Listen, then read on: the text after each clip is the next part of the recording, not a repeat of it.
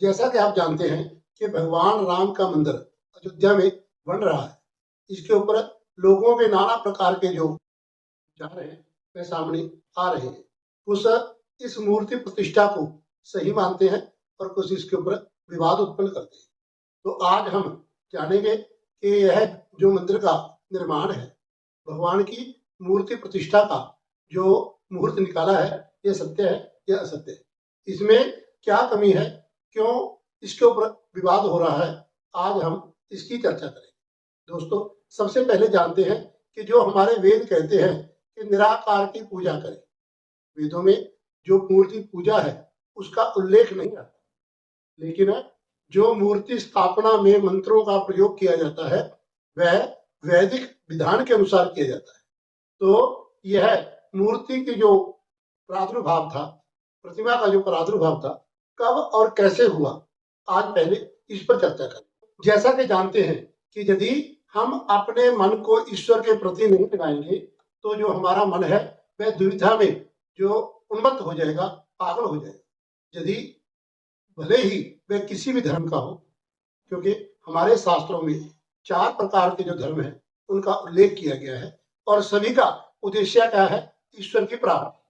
तो जो वैदिक संस्कृति है उसमें निराकार रूप से भगवान की आराधना करने का उल्लेख किया गया है, लेकिन तो साकार रूप में कब आया, क्योंकि निराकार में जो ध्यान है वह एकाग्र करना बड़ा ही कठिन होता है। जो ऋषि मुनि महात्मा थे, जो अपनी इंद्रियों को वश में करने वाले और उस निराकार स्वरूप में अपना ध्यान लगाने वाले जो ऋषि थे, उनके अलावा जो अन्य लोग थे वह उस प्रकार एकाग्र मन से भगवान की आराधना नहीं कर पाए। कहते हैं कि जब जब इस पृथ्वी पर अनाचार अधर्म फैलता है तो भगवान किसी न किसी रूप में जन्म लेते हैं। तो शास्त्र कहते हैं विप्रधेनु सुर संत हित लेने हैं मनुज अवतार, निज इच्छा निर्मित तनु माया गुण गोपाल। तो भगवान ब्राह्मण संत गौ के लिए अवतार ग्रहण करते हैं।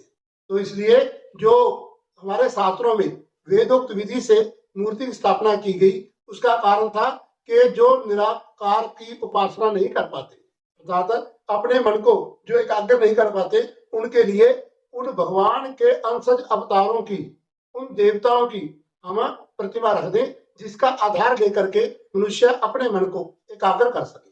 क्योंकि जब तक मन एकाग्र नहीं होगा तब तक परमात्मा की प्राप्ति नहीं होती। शास्त्र कहते हैं अनन्य चिंते अंतो माम यो जना पर्युपासते तेषां नित्याभियुक्तानां योगक्षेम भाम्य।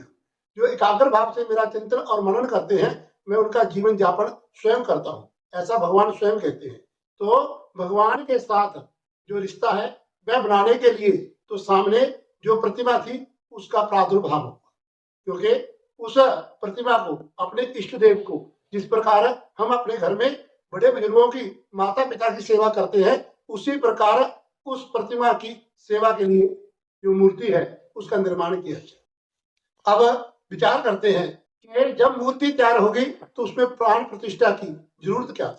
दोस्तों, जानते हैं कि उस पत्थर की अथवा लकड़ी की या किसी धातु की जो मूर्ति है उसमें साकार रूप से ना होने के कारण लोगों की जो श्रद्धा थी और विश्वास था वह उसमें स्थापित नहीं हो पाया।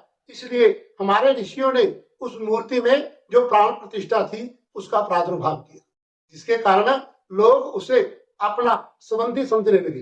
वह अपना गुरु, आचार्य, अपना स्वामी मानते थे, उसे अपना सखा बना करके पूजते थे। इसलिए जो मूर्ति पूजा है उसका जब तक प्राण प्रतिष्ठा नहीं होती तब तक हमारे शास्त्रों के अनुसार जो मूर्ति है उसकी पूजा स्वीकार नहीं की।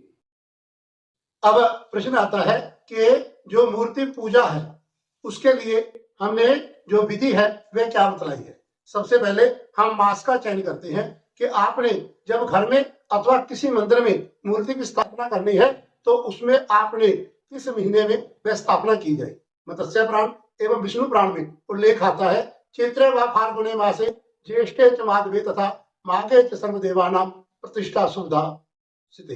अर्थात किसी भी शुक्ल पक्ष में, चैत्र के महीने, फाल्गुन के महीने, जेठ के महीने, माधव के महीने, माघ में सभी देवताओं की जो पूजा है वह की जाती है। और इसलिए जो पहले महीना, लेकिन जो भगवान विष्णु के लिए आता है वह आता है माघे कर्तुम विनाशाय स्यात् फाल्गुने शुभदासिते। भगवान विष्णु की और उनके अंशों की पूजा यदि माघ के महीने में की जाए तो वह कर्ता का विनाश करने वाली होती है। तो उसके बाद आता है तिथि। तिथि में क्या करते हैं, जो रिक्ता तिथियां हैं, रिक्ता तिथियों में चौथ, नौमी और चौदस एवं अमावस्या को छोड़ करके तिथियां ग्रहण की जाती है। और फिर आता है वार, मंगलवार एवं शनिवार को छोड़ करके अन्य वार इसके लिए शुभ कहे गए हैं। और फिर आता है नक्षत्र।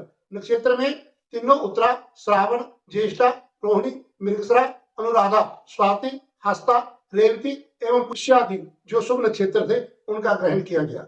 इसलिए दोस्तों सबसे पहले हम जो स्थान है उसका चयन करते हैं, उसके बाद योग मुहूर्त का, जब शुभ लगन हो, शुभ मुहूर्त हो, जब लगन में शुभ ग्रह, लगन एवं केंद्र में शुभ ग्रह बैठे हो और जो त्रिक है उसमें पाप ग्रह हो और उस समय जो चंद्रमा है वह पूर्ण बली हो, तब हम भगवान की जो प्रतिमा है उसकी प्रतिष्ठा करते हैं।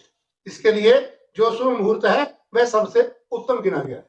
तो आज हम देखते हैं कि जो श्री राम जी का मंदिर निर्माण किया जा रहा है उसमें अभी वह पूरा नहीं हुआ, क्योंकि शास्त्र कहते हैं कि जो प्रतिष्ठा है वह तब करनी चाहिए जब भवन या मंदिर पूर्ण बन जाए, जब उसका शिखर निर्माण हो जाए।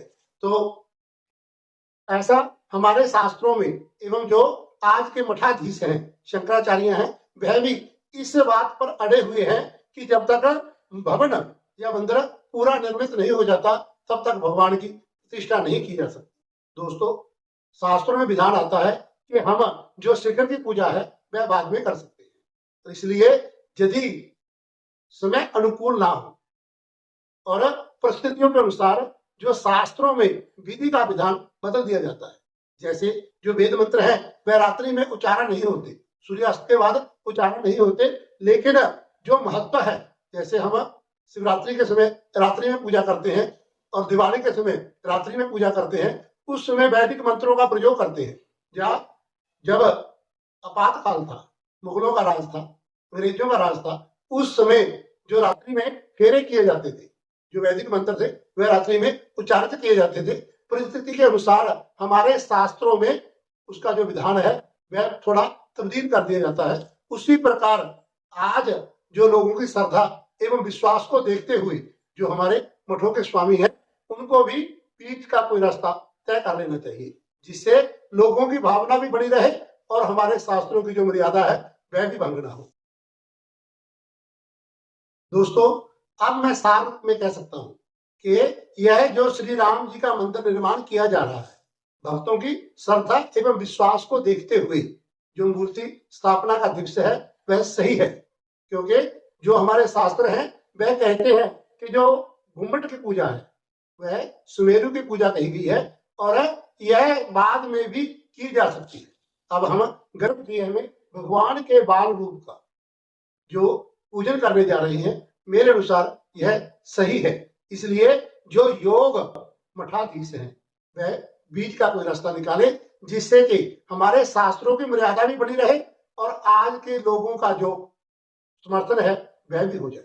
आज के मठाधीशों को समझ लेना चाहिए कि हमारे जो धर्म की मर्यादा है वह भी बनी रहे और जो लोगों में सनातन धर्म का प्रादुर्भाव पुनः हुआ है वह बरकरार रहे, अर्थात सनातन धर्म पर किसी प्रकार का कोई टीका टिप्पणी ना हो पाए, ऐसा मेरा मत है। नमस्कार।